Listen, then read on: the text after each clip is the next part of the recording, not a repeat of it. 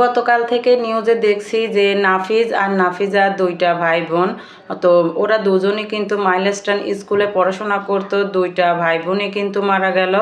তাহলে একই পরিবারের দুইটা সন্তানই যদি এইভাবে পৃথিবী ছেড়ে চলে যায়, তাহলে ওই বাবা মায়ের আর কি থাকে? তাদের বেঁচে থাকার যে একটা অবলম্বন, তা কিন্তু আর থাকলো না। দুইটা বাচ্চাই আল্লাহ নিয়ে গেল।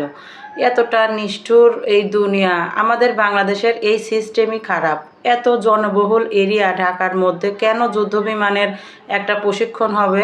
এটা যদি যে এলাকাতে ফাঁকা, মানে সমুদ্র এলাকা, কক্সবাজার, তারপরে যশোরের দিকে, যেদিকে লোক সংখ্যা কম, ওইদিকে যদি এই প্লেনটা উড়ানো যেত, যদি ক্র্যাশও হতো ওদিকে, তাহলে কিন্তু এতটা ক্ষতি কারোর হতো না।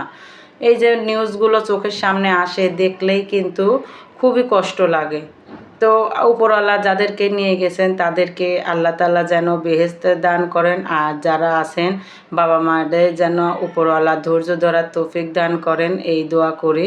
তো আজকে পটলের খোসা ভর্তা করলাম কালো জিরা দিয়ে।